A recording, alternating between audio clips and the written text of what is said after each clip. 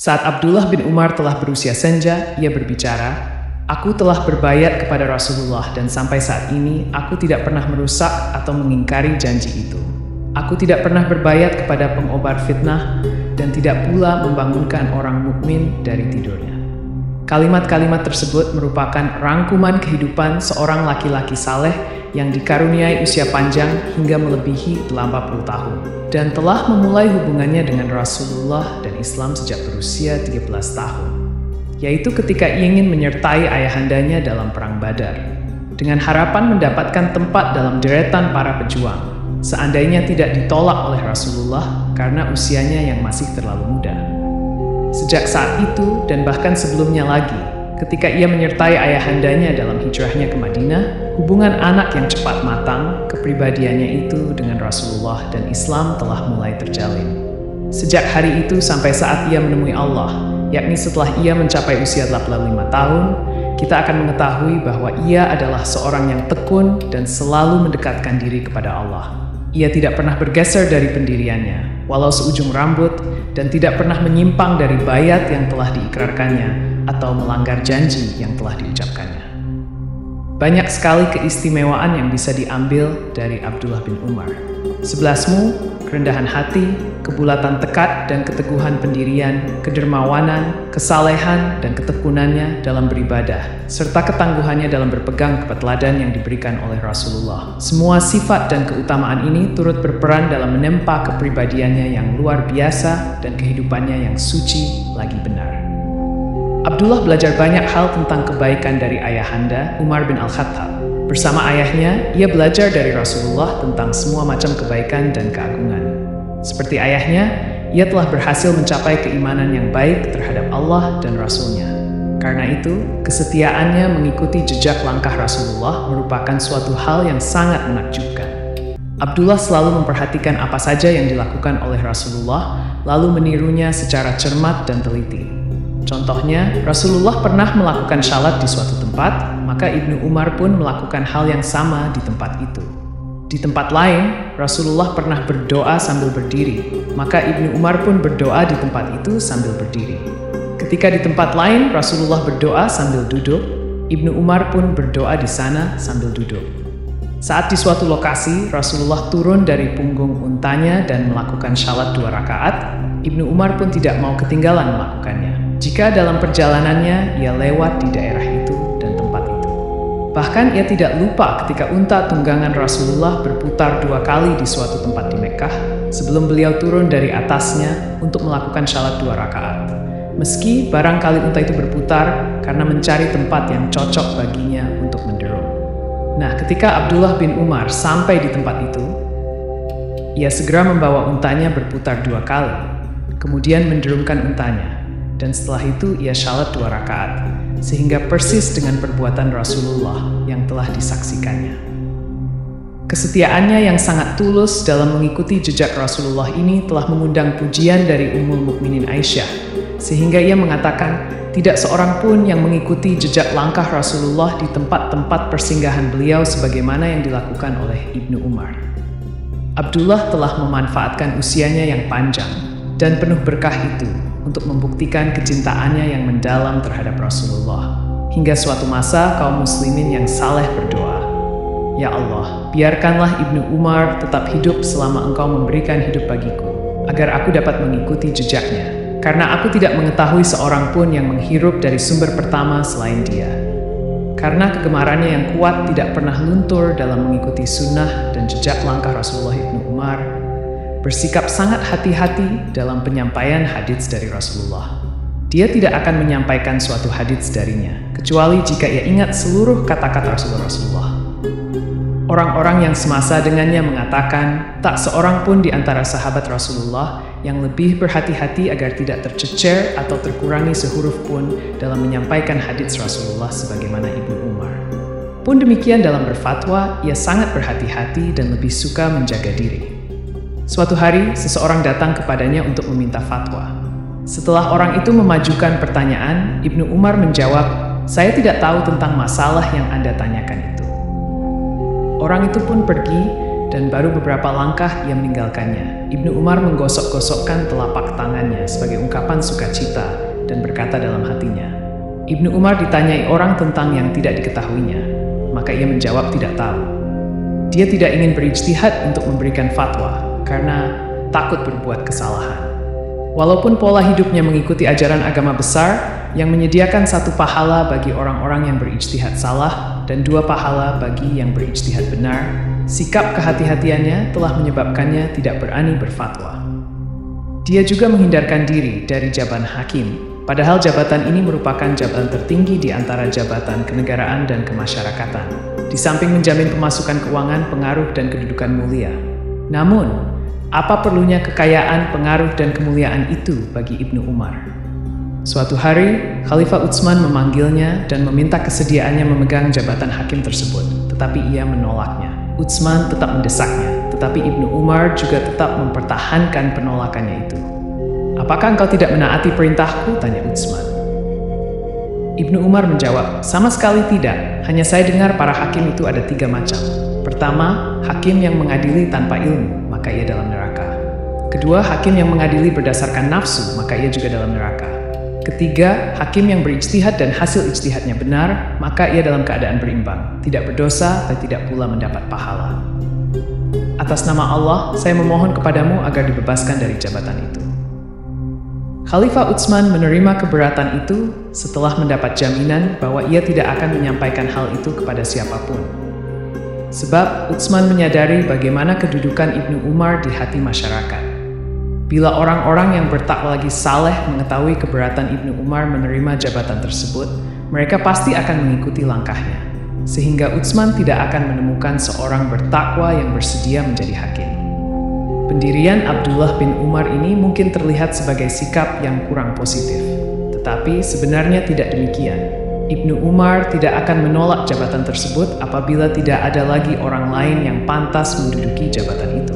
Karena masih banyak orang saleh dan wara di antara sahabat Rasulullah yang sebelumnya memang sudah memiliki pengalaman kerja cukup lama di bidang kehakiman dan fatwa. Penolakan Ibnu Umar ini tentu saja tidak akan menyebabkan lowongnya kursi jabatan tersebut atau mengakibatkannya jatuh ke tangan orang-orang yang tidak berwenang. Telah tertanam dalam kepribadian Ibnu Umar untuk selalu membina dan meningkatkan diri agar lebih sempurna ketaatan dan peribadatannya kepada Allah. Di sisi lain, kehidupan Islam pada waktu itu bisa juga menjadi faktor penolakan itu. Pada masa itu, keduniaan telah terbuka lebar bagi kaum muslimin. Harta kekayaan melimpah ruah, pangkat dan jabatan terbuka luas. Godaan harta dan kedudukan itu telah memikat dan membius hati sebagian orang beriman. Sehingga sebagian sahabat Rasulullah di antaranya Ibnu Umar bangkit mengibarkan bendera perlawanan terhadap godaan itu. Wujudnya ialah dengan menjadikan diri mereka sebagai teladan dalam kezuhudan dan kesalehan, menjauhi kedudukan-kedudukan tinggi, mengatasi fitnah dan godaannya. Bisa dikatakan bahwa F. bin Umar adalah sahabat malam yang selalu mengisinya dengan melakukan syalat dan sekutu waktu sahur yang senantiasa memanfaatkan waktu itu untuk menangis dan memohon ampunan. Kala remaja, ia pernah bermimpi yang oleh Rasulullah ditakwilkan bahwa Qiyamul Lail nantinya akan menjadi tumpuan cita-cita Ibnu Umar, tempat bersemayam kesenangan dan kebahagiaannya. Sekarang marilah kita dengar cerita tentang mimpinya itu. Pada masa Rasulullah aku pernah bermimpi seolah-olah di tanganku ada selembar kain beludru. Tempat mana saja yang aku ingini di surga, maka beludru itu akan menerbangkanku ke sana. Aku melihat 2 orang mendatangiku dan ingin membawaku ke neraka. Tetapi seorang malaikat menghadang mereka dan berkata, "Jangan ganggu." Kedua orang itu pun membiarkan jalan bagiku. Hafsyah, saudariku, menceritakan mimpi itu kepada Rasulullah. Beliau pun bersabda, Abdullah akan menjadi lelaki utama bila ia rajin salat malam dan banyak melakukannya. Sejak itu sampai pulang ke rahmatullah, Ibnu Umar tidak pernah meninggalkan Qiyamul Lail, baik sedang mukim maupun musafir. Lah selalu giat menunaikan salat, membaca Al-Quran, dan banyak berzikir menyebut nama Allah. Satu hal yang sangat menyerupai ayahnya ialah air matanya bercucuran bila mendengar ayat-ayat peringatan dari Al-Quran. Ubaid bin Umair menuturkan, "Suatu hari saya membacakan ayat berikut ini kepada Abdullah bin Umar. Dan bagaimanakah keadaan orang kafir nanti jika kami mendatangkan seorang saksi Rasul dari setiap umat dan kami mendatangkan engkau Muhammad sebagai saksi atas mereka. Pada hari itu, orang-orang kafir dan orang-orang yang mendurhakai Rasul ingin supaya mereka diratakan dengan tanah dan mereka tidak dapat menyembunyikan suatu kejadian pun dari Allah. Seketika Ibnu Umar menangis hingga jenggotnya basah oleh air mata. Suatu hari ketika ia duduk di antara sahabat-sahabatnya, ia membaca, "Celakalah bagi orang-orang yang curang dalam menakar dan menimbang," yaitu orang-orang yang apabila menerima takaran dari orang lain, mereka minta dicukupkan, dan apabila mereka menakar atau menimbang untuk orang lain, mereka mengurangi. Tidakkah mereka itu mengira bahwa sesungguhnya mereka akan dibangkitkan pada suatu hari yang besar, yaitu pada hari ketika manusia berdiri menghadap Rabb seluruh alam? Dia terus mengulang-ulang kalimat, yaitu pada hari ketika manusia berdiri menghadap Rabb seluruh alam, sedangkan air matanya mengucur bagai hujan. Puncaknya jatuh pingsan disebabkan oleh perasaan sedih dan tangis. Sikap dermawan, zuhud, dan wara berkolaborasi pada dirinya dalam suatu paduan seni yang agung membentuk corak kepribadian mengagumkan dari manusia besar ini. Dia banyak memberi karena ia seorang dermawan. Abdullah hanya memberikan barang yang halal karena ia seorang yang wara atau saleh. La tidak peduli, andai kata kemurahannya itu akan menyebabkan dirinya miskin, sebab dirinya seorang berhati zuhud. Ibnu Umar termasuk orang yang hidup makmur dan berpenghasilan besar. La adalah seorang pedagang yang jujur dan berhasil dalam kehidupannya.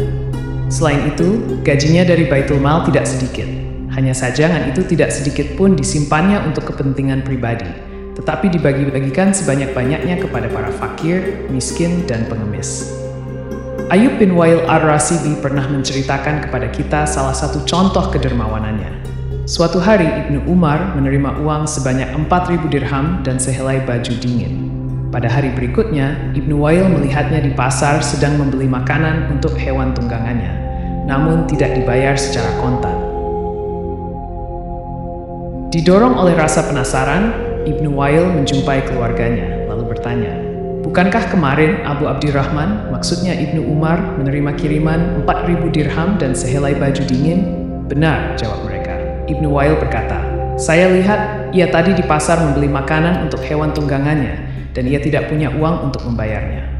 Mereka menjawab, "Tidak sampai malam hari, uang itu telah habis dibagi-bagikannya." Setelah itu, ia mengambil baju dingin itu dan menyampirkan di pundaknya. Lalu pergi, dan ketika kembali, baju itu tidak kelihatan lagi. Ketika kami menanyakannya, ia menjawab bahwa baju itu telah diberikannya kepada seorang miskin. Mendengar jawaban itu, Ibnu Wail langsung pergi sambil menepukkan telapak tangannya satu sama lain dan pergi menuju pasar. Di sana ia naik ke suatu tempat yang tinggi dan berteriak kepada para pedagang di pasar, "Wahai kaum pedagang, apa yang kalian lakukan terhadap dunia? Lihatlah Ibnu Umar yang mendapatkan kiriman sebanyak 4.000 dirham lalu membagi-bagikannya, sehingga esok pagi ia membelikan makanan untuk hewan tunggangannya secara utang. Begitulah bila orang yang gurunya Muhammad dan ayahnya Umar luar biasa dan mampu melakukan hal-hal istimewa.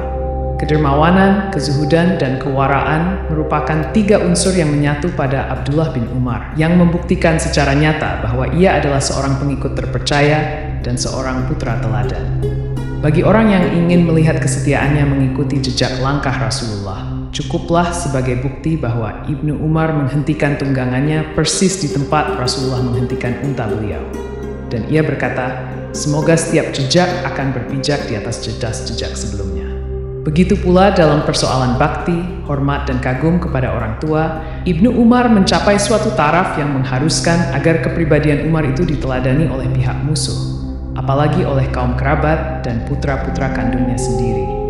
Bila dipikir, memang tidak masuk akal bila orang yang mengaku sebagai pengikut Rasul ini dan ayah seperti Umar akan menjadi budak harta. Karena itulah, meski harta itu datang kepadanya secara berlimpah ruah, itu semua hanya sekedar lewat atau mampir ke rumahnya sebentar. Kedermawanan itu baginya bukanlah alat untuk mencari nama atau agar dirinya menjadi buah bibir dan sanjungan orang. Karena itulah, pemberiannya hanya ditujukannya kepada fakir miskin dan yang benar-benar membutuhkan. Abdullah jarang sekali makan seorang diri. Dia pasti disertai oleh anak-anak yatim dan orang miskin. Sebaliknya, ia sering kali memarahi dan menyalahkan sebagian putra-putranya ketika mereka menyediakan jamuan untuk orang-orang yang banyak harta dan tidak mengundang fakir miskin. Allah memberikan teguran, kalian mengundang orang-orang yang dalam kekenyangan, sementara orang-orang yang kelaparan kalian biarkan. Kaum fakir miskin sangat mengenal siapa Ibnu Umar, mengetahui sifat santunnya, dan merasakan akibat kedermawanan dan budi baiknya. Mereka sering duduk di jalan yang akan dilalui Ibnu Umar saat pulang, dengan harapan terlihat olehnya lalu diajak ke rumahnya. Mereka berkumpul di sekelilingnya tidak ubah bagai kawanan lebah yang berhimpun mengerumuni bunga untuk menghisap sari madunya. Bagi Ibnu Umar, harta itu adalah sebagai pelayan, dan bukan sebagai tuan atau majikan. Harta hanyalah alat untuk mencukupi keperluan hidup dan bukan untuk bermewah-mewahan. Hartanya bukanlah miliknya semata, melainkan ada hak fakir miskin yang telah ditentukan di dalamnya. Jadi setiap hamba punya hak yang sama dan tidak ada hak istimewa karena kedudukan seseorang. Kedermawanan yang tidak terbatas ini disokong oleh sifat zuhudnya. Ibnu Umar tidak hendak membanting tulang dalam mencari dan mengusahakan dunia. Harapan dari dunia itu hanyalah hendak mendapatkan pakaian sekedar penutup tubuhnya dan makanan sekedar penunjang hidup. Salah seorang sahabatnya yang baru pulang dari Khurasan menghadiahkan sehelai baju yang halus dan indah kepadanya dan berkata, "Saya bawa baju ini dari untukmu. Alangkah senangnya hatiku bila aku dapat melihatmu menanggalkan pakaianmu yang kasar ini, lalu menggantinya dengan baju baru yang indah ini." "Biarkanlah kulihat dulu," jawab Ibnu Umar. "Apakah ini sutera?" tanya Ibnu Umar sembari meraba baju itu. "Bukan, itu hanya katun," ujar sahabatnya tersebut. Ibnu Umar mengusap-usap baju itu sebentar, kemudian menyerahkannya kembali kepada orang tersebut dan berkata, "Tidak, aku khawatir terhadap diriku. Aku takut ia akan menjadikan diriku sombong dan tampak mewah, sedangkan Allah tidak menyukai orang-orang sombong dan bermegah din." Pada kesempatan lain, seorang sahabat memberinya sebuah kotak yang penuh dengan sesuatu. "Apa ini isinya?" tanya Ibnu Umar. "Obat istimewa, aku bawa untukmu dari Irak," jawab sahabatnya. "Obat untuk penyakit apa?" "Obat penghancur makanan untuk membantu pencernaan." Ibnu Umar tersenyum dan berkata kepada sahabat itu, "Obat penghancur makanan? Selama 40 tahun ini aku tidak pernah memakan sesuatu makanan sampai kenyang."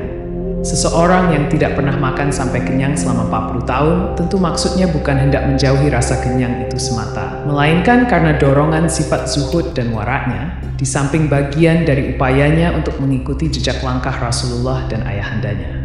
Allah sangat khawatir bila kelak akan dihadapkan pada hari kiamat dengan pertanyaan, "Telah engkau habiskan segala kenikmatanmu waktu kamu hidup di dunia, yang kamu bersenang-senang dengannya?" Allah menyadari bahwa di dunia ini ia hanyalah tamu atau seorang musafir yang akan segera berlalu.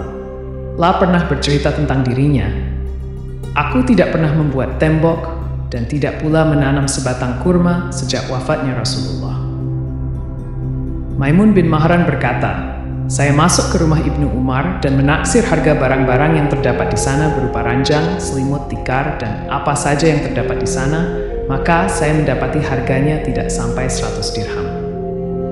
Hal ini terjadi bukanlah karena Ibnu Umar miskin, sebab sejatinya ia orang kaya, dan juga bukan karena pelit terhadap diri sendiri, karena sebenarnya ia adalah seorang yang pemurah dan dermawan.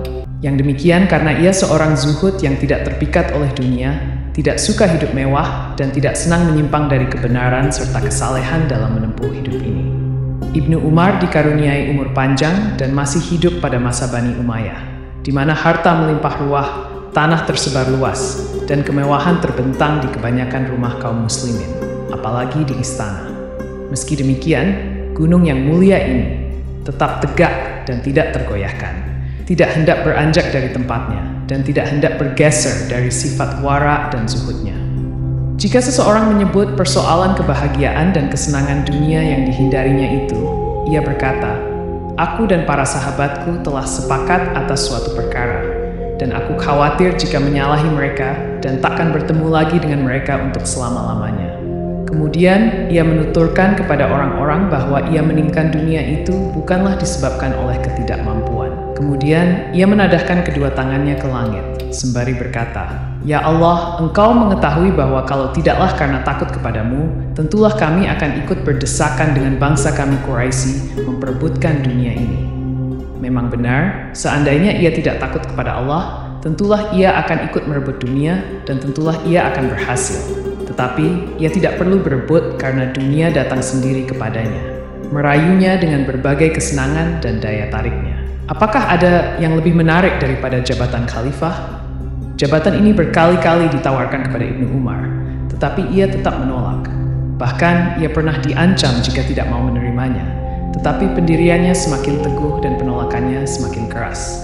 Al-Hasan menuturkan, tatkala Utsman bin Affan terbunuh, kaum muslimin berkata kepada Abdullah bin Umar, "Engkau adalah seorang pemimpin. Keluarlah agar kami meminta orang-orang berbayat kepadamu."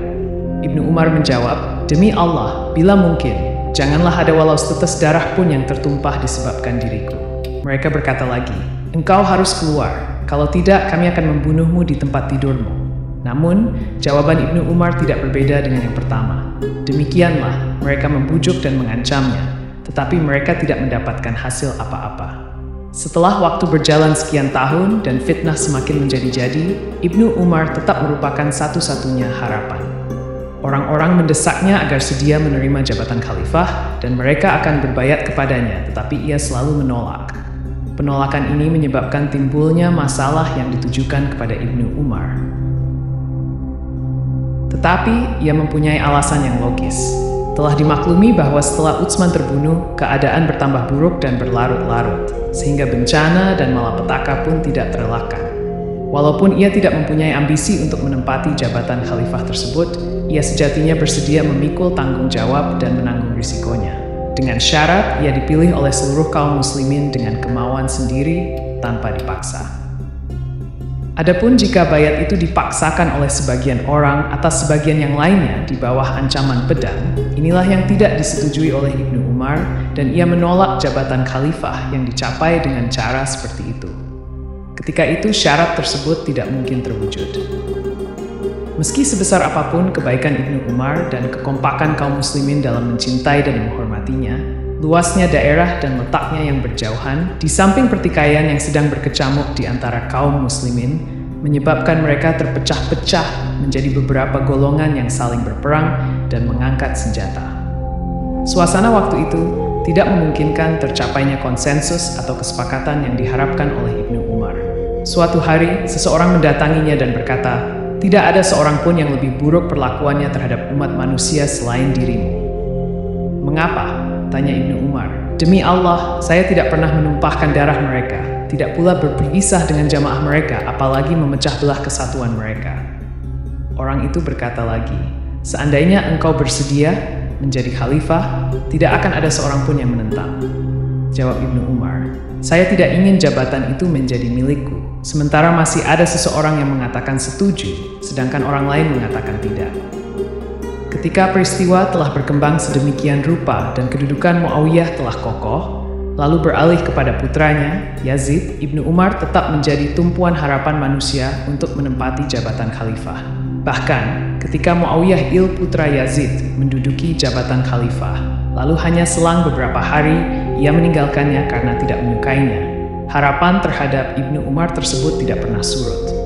Padahal pada saat itu Ibnu Umar telah menjadi seorang berusia lanjut. Marwan datang kepadanya dan berkata, "Ulurkanlah tangan Anda agar kami berbayat. Anda adalah pemimpin Islam dan putra pemimpin Islam." Ibnu Umar menjawab, "Apa yang akan kita lakukan terhadap orang-orang dari wilayah timur? Kita gempur mereka sampai mau berbayat," jawab Marwan. "Demi Allah, saya tidak sudi dalam umur saya yang sudah 70 tahun ini ada seorang manusia yang terbunuh karena saya." Marwan akhirnya pergi sambil menyenandungkan syair, "Aku melihat api fitnah berkobar hingga puncaknya. Sepeninggal Abu Lailal, kerajaan akan berada di tangan yang kuat lagi perkasa." Penolakan untuk menggunakan kekerasan dan senjata inilah yang menyebabkan Ibnu Umar tidak ingin ikut campur dan bersikap netral dalam kekalutan bersenjata yang terjadi di antara pengikut Ali dan pendukung Muawiyah. Dia mengambil kalimat-kalimat berikut sebagai semboyan dan prinsipnya. "Siapa yang berkata, 'Marilah syalat,' akan aku penuhi. Dan siapa yang berkata, 'Marilah menuju kebahagiaan,' akan aku turuti pula. Tetapi siapa yang mengatakan, marilah membunuh saudaramu seagama dan merampas hartanya, maka aku akan tidak. Meski Ibnu Umar yang sudah mengambil sikap menjauh dari urusan kekhalifahan itu dan menunjukkan ketidakberpihakan, ancaman kebatilan tetap saja tidak luput darinya. Telah lama sekali Muawiyah yang ketika itu berada di puncak kejayaannya melakukan tindakan-tindakan yang menyakitkan dan membingungkannya, bahkan Muawiyah mengancam akan membunuhnya. Padahal Ibnu Umar selalu bersemboyan, seandainya antara diriku dan seseorang ada hubungan, walau hanya sebesar rambut, itu tidak akan putus. Suatu hari Al-Hajjaj tampil berpidato. Ibnu Zubair telah menyimpangkan kitabullah. Ibnu Umar berteriak menentangnya, "Bohong, kamu dusta." Al-Hajjaj yang selama ini ditakuti oleh siapapun juga merasa terpukul mendapat serangan tiba-tiba. Tetapi kemudian dia melanjutkan pembicaraan dengan mengancamnya akan memberi balasan yang seburuk-buruknya. Ibnu Umar mengacungkan tangannya ke muka Al-Hajjaj dan di hadapan orang-orang yang semuanya merasa takjub, ia menjawab, "Jika ancamanmu itu kamu laksanakan, sungguh itu tidak aneh karena engkau adalah seorang diktator yang biadab." Tetapi, meski sekeras dan sebesar apapun keberanian Ibnu Umar, sampai akhir hayat, ia selalu ingin agar tidak terlibat dalam fitnah bersenjata itu, dan menolak untuk berpihak kepada salah satu golongan. Abul Aliyah Al-Bara berkata, "Suatu hari saya berjalan di belakang Ibnu Umar tanpa diketahui olehnya. Saya dengar ia berbicara kepada dirinya, mereka meletakkan pedang-pedang mereka di atas pundak-pundak orang lain, mereka saling membunuh lalu berkata, 'Wahai Abdullah bin Umar, ulurkanlah bantuanmu.' Dia sangat menyesal dan berduka melihat darah kaum muslimin tertumpah oleh sesamanya. Seandainya ia mampu menghentikan peperangan dan menjaga darah agar tidak tertumpah, ia pasti melakukannya. Tetapi peristiwa yang terjadi di luar kemampuannya, sehingga ia lebih memilih untuk menjauhinya. Hati kecilnya sejatinya berpihak kepada Ali, bahkan tampak bahwa Ibnu Umar yakin Ali berada di pihak yang benar. Terbukti, pada akhir hayatnya, diriwayatkan bahwa ia berkata, "Tiada sesuatu pun yang aku sesali karena tidak kuperoleh di dunia ini kecuali satu hal. Aku sangat menyesal tidak mendampingi Ali saat memerangi golongan yang melampaui batas." Penolakannya berperang di pihak Ali, yang sebenarnya mempertahankan kebenaran dan berada di pihak yang benar, dilakukannya bukan dengan maksud hendak lari atau menyelamatkan diri, melainkan karena tidak setuju dengan semua perselisihan dan fitnah itu, serta menghindari peperangan yang terjadi bukan antara Muslim dan musyrik, melainkan antara sesama Muslim yang saling menerkam saudaranya. Hal itu dijelaskannya dengan gamblang ketika Nafi bertanya kepadanya, "Wahai Abu Abdirrahman, Anda adalah putra Umar dan sahabat Rasulullah, Anda lebih tahu dalam hal ini. Tetapi apa yang menghalangi Anda untuk bertindak, maksudnya membela Ali?" Ibnu Umar menjawabnya dengan ungkapan, "Alasannya karena Allah Ta'ala telah mengharamkan atasku menumpahkan darah Muslim. Allah berfirman, dan perangilah mereka itu sampai tidak ada lagi fitnah, dan agama hanya bagi Allah semata. Kita telah melakukan itu dan memerangi orang-orang musyrik, hingga agama hanya untuk Allah semata.